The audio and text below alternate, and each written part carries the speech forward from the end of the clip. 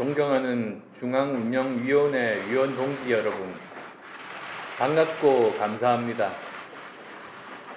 귀국한 지 3주 정도 되었습니다만 그동안 볼 수 없었던 아주 빠른 속도로 여러분들의 도움에 의해서 실행에 옮기고 있습니다. 아마도 30% 이상의 무당층 그리고 중도층 유권자들이 우리를 바라보고 계시다고 생각합니다. 한 여론조사도 보면 12월 초에는 무당층이 20%대였다가 일반적으로 총선이 다가오면 무당층이 줄어드는 것이 정상적인데도 이번은 아주 특이하게 30%대로 더 증가하는 추세를 보이고 있습니다. 그것이 기득권 양당에 실망한 많은 유권자분들이 저희를 지켜보고 있는 그런 과정이 아닌가 생각합니다. 더 큰 사명감을 느끼고 있습니다. 지금 우리가 한 번도 경험해보지 못한 무능, 한 번도 경험해보지 못한 부패, 또 한 번도 경험해보지 못한 그러한 불공정 사회에서 살고 있습니다. 정말 다시는 경험해보고 싶지 않은 무능, 부패, 불공정입니다. 이런 것들을 바꾸자고 우리 국민당이 출범했습니다. 우리 국민당이 나가야 할 방향은 또 우리가 해야 할 일들은 세 가지 아니겠습니까? 먼저 지금의 사익 추구 정치를 국민 이익 실현 정치로 바꾸는 것이 우리가 해야 될 일입니다. 그리고 진영 정치를 실용 정치로 바꾸는 것 역시 우리에게 주어진 사명입니다. 그리고 국가주의 정치를 국민을 도와드리는 도우미 정치로 바꾸는 것, 이것이 세 가지 우리가 해야 할 가장 큰 일들이라고 생각합니다. 대한민국 정치의 판을 송두리째 바꾸는 그 세 가지 일이 우리의 사명입니다. 그것에 따라서 아주 구체적으로 한 분야 한 분야 지금 발표를 하고 있습니다. 여기 계신 위원장님들이 한 분야씩 맡으셔서 치열하게 토론하고 냉정하게 지금 현상을 진단해서 만들어주신 실행 계획들을 지금 발표를 하고 있습니다. 가장 먼저 발표를 했었던 것이 일하는 정치 분야였습니다.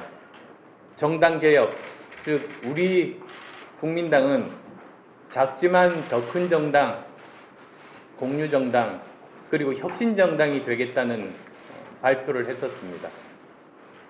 그리고 또 어제는 정의로운 사법체계, 그리고 그를 위한 7개의 화살에 대해서 발표를 했습니다. 공수처 기소권을 폐지하고 검경 수사권을 조정하고 그리고 청와대 선거 개입 진상규명 청문회를 하겠다는 것이 주요 골자였습니다.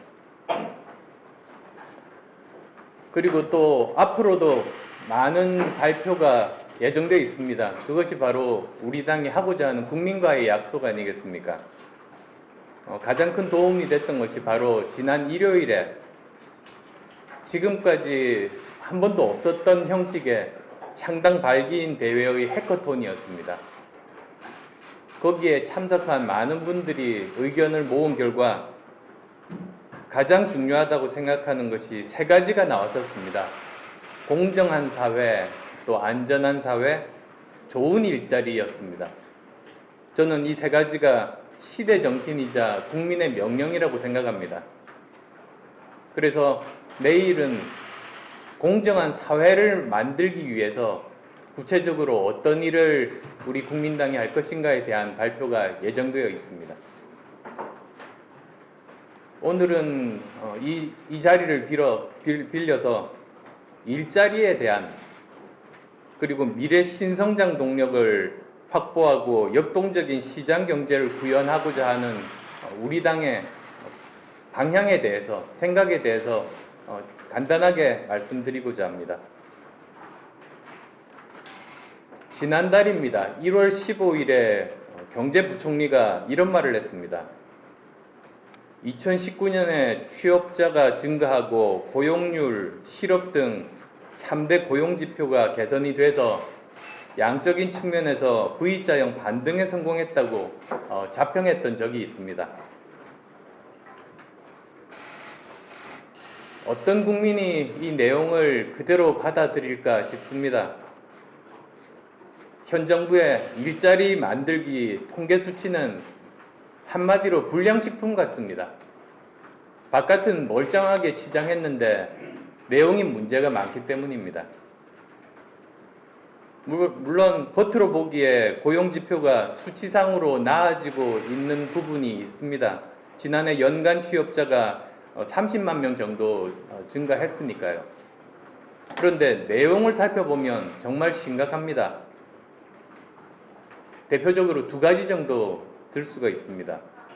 먼저 늘어난 일자리가 세대 간 골고루 증가한 것이 아니라는 게 심각한 문제가 있습니다. 늘어난 일자리는 30만 명, 늘어난 취업자 수는 30만 명인데 그 중에서 60세 이상 취업자는 37만 7천 명이 증가하고 한참 일해야 되는 30대 취업자는 5만 3천 명이 감소하고 또 한참 자녀를 부양해야 할 40대 취업자는 16만 2천 명이 감소했습니다. 합산해서 3040 세대 일자리가 21만 5천 개가 감소한 겁니다. 또 일자리 질에 대해서도 심각한 문제가 있습니다. 주당 17시간 이하, 그러면 초단시간 취업자입니다. 그 취업자 증가 숫자가 30만 명 정도니까 지난해 증가한 연간 취업자 수와 비슷합니다. 결국은 정부가 재정을 투입해서 급조한 단기 공공 알바가 증가한 것이라는 말 아니겠습니까? 더 심각한 문제가 대통령께서 일자리가 뚜렷한 회복세를 보이고 있다고 말씀하신 것입니다. 일자리 정책이 지금까지 잘못됐는데 앞으로도 개선될 가능성이 없어 보입니다. 이에 반해서 주요 선진국들 일자리 풍년을 누리고 있습니다. 우리나라처럼 세금으로 억지로 일자리를 늘리는 나라가 없습니다. 정도를 걸어서 규제개혁, 노동개혁, 산업구조개혁을 통해서 그 결과로 일자리가 만들어지고 있는 겁니다. 대표적인 예로 우리와 비슷한 시기에 출범한 프랑스 마크롱 대통령은 30년 넘은 고질적인 프랑스 병과 정면 대결했습니다. 그 결과로 바로 이웃나라인 독일, 4차 산업혁명의 발상지인 독일의 경제 성장률을 앞지르고 실업률도 크게 개선시켰습니다. 그러니까 프랑스는 개혁을 통해서 일자리를 만들었고 우리는 포퓰리즘에 빠진 것이 근본적인 원인이라고 생각합니다. 프랑스는 개혁의 결과로 지속 가능한 일자리가 늘어났지만 우리나라는 세금으로 단기적인 임시 일자리만 많이 만들어 놨습니다. 세금을 끊으면 일자리도 줄어들 수밖에 없는 그런 허망한 그런 구조입니다. 저희가 비판만 해서 되겠습니까? 저희는 그래서 이걸 바꾸고자 합니다. 국민당의 가장 기본적인 철학은, 정책은 좋은 일자리는 시장이 만든다. 그리고 민간 부분이 만든다는 기본 중에 기본으로 돌아가고자 합니다. 우리 제조업 경쟁력을 더 강화시켜서 3040 일자리를 만들겠습니다. 또 미래 먹거리 만들기로 미래 일자리 만들기에 최선을 다하겠습니다. 또한 중소벤처가 중견기업으로 성장하는 과정에서 좋은 일자리의 70% 정도가 만들어진다는 연구 결과가 있습니다. 따라서 이를 위해서는 규제개혁, 산업개혁, 혁신성장이 꼭 필요하다고 생각합니다. 현 정부가 지금부터라도 고장난 일자리 상황판 대신에 규제개혁 상황판으로 바꿔 달아야 우리 경제가 다시 살아날 수 있는 단초를 조금이라도 만들 수 있지 않을까 생각합니다. 국민 혈세를 밑빠진 독에 붓지 말고 좋은 일자리 만들기에 마중물로 쓰기를 간절하게 바랍니다. 고맙습니다.